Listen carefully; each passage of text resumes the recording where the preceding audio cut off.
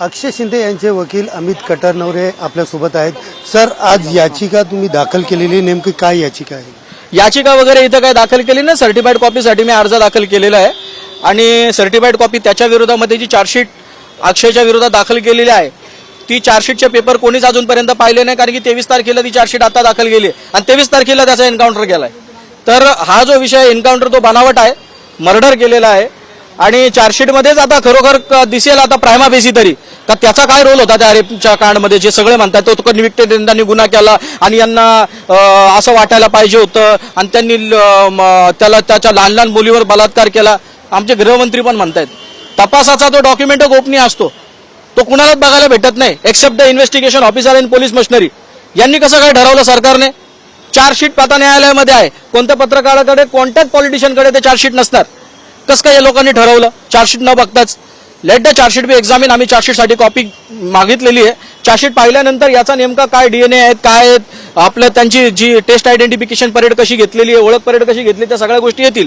परंतु सगळ्यात महत्त्वाचा जो मुद्दा आहे, आरोपीचा जो अधिकार असतो उलट तपासाचा, तो कधी होतो? चार्जशीट दाखल केल्यानंतर, चार्ज फ्रेम केल्यानंतर. याच्यामध्ये चार्जशीट दाखल केली, चार्ज फ्रेम होणार नाही, कारण की आरोपीचा आता मयत आहे. मेल असल्या कारणाने त्याचं क्रॉस एक्झामिनेशन कुणाचं करणार, कुणाच्या बाजूने ट्रायल चालवणार? ही ट्रायलची आणि त्याचा अधिकार संरक्षित होता कामा नये, सत्य लोकांपर्यंत येता नाही म्हणून त्याला इलिमिनेट केलं. आणि त्याच्या माझ्या बोलण्याला दुजोरा देणारा साक्ष पुरावा हाच आहे की त्याच्यातले जे मेन आरोपी आहेत, पाहिजे आरोपी, ते शाळेचे मेन लोक, ते मोठे मोठे मासे ते यांच्या हातातच लागत नाही पोलिसांच्या. मिलेंगे देखेंगे कहा जाएंगे भाग के, अरे मिलते क्यों नहीं है, मिलने चाहिए ना. दुसरी गोष्ट पाहायला गेलं तर जो एन्काउंटर झाला आहे त्याबद्दलही आपण त्या घटना स्पॉटची तुम्ही पाहणी करणार आहे. 2 दिवसात CCTV बघणार असल्याचं पण, रेखी करणार असल्याचं पण सांगितलं जातं आईवडिलांना. नक्कीच मला ते घटनास्थळ बघणं गरजेचं आहे. क्राईम सीन पाहिल्याशिवाय यांनी एन्काउंटर कसा केला, कुठे केला, कुणा समक्ष केला, कोण कोण तिथे हजर होतो, तिथे CCTV फुटेजेस आहेत का, या सगळ्या गोष्टी पाहिल्यानंतर मला प्रॉपर जसा पोलिसांनी ज्या काही गोष्टी सांगितलेल्या आहेत ते कॉरॉबरेट होत आहेत की नाही याची शहानिशा करणं अत्यंत गरजेचं आहे. वकील म्हणून मी माझे सगळे काही जे वैधानिक आणि न्यायिक कर्तव्य ते सगळे मी म्हणजे पूर्ण प्राणपणाला लावून ही लढाई लढणार आहे. आता ही तुम्हाला सोशल मीडियापासून सगळीकडे धमकी दिली जाते आणि त्याबाबत सुरक्षा देण्यात यावी अशी न्यायालयामध्ये अर्ज दाखल केले. न्यायालयामध्ये नाही, त्या लोकांनी गृहमंत्री अमित शहा आणि या लोकांना अर्ज दाखल केले आहेत, जे काही सरकारमध्ये लोक आहेत ज्यांच्याकडे अधिकार आहेत सुरक्षा देण्याची.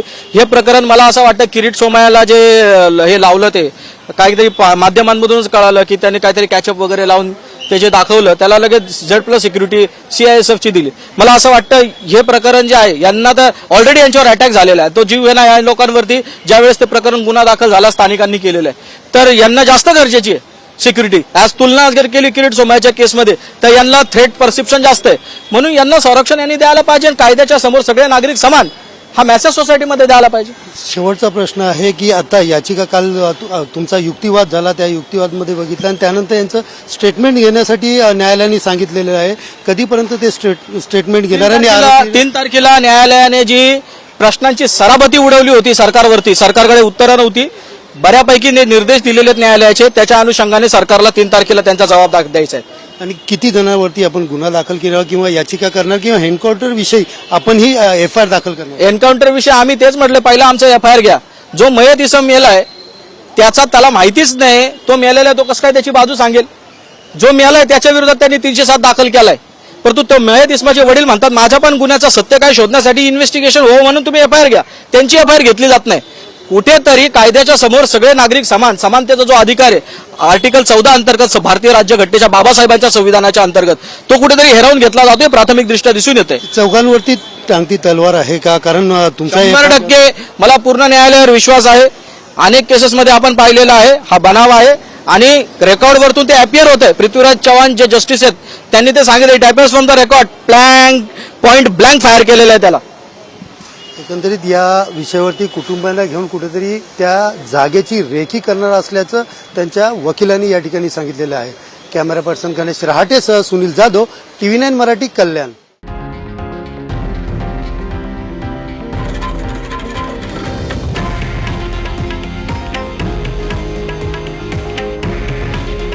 हे आहे देशातील नंबर 1 न्यूज नेटवर्क आणि आपण पाहत आहात TV9 मराठी.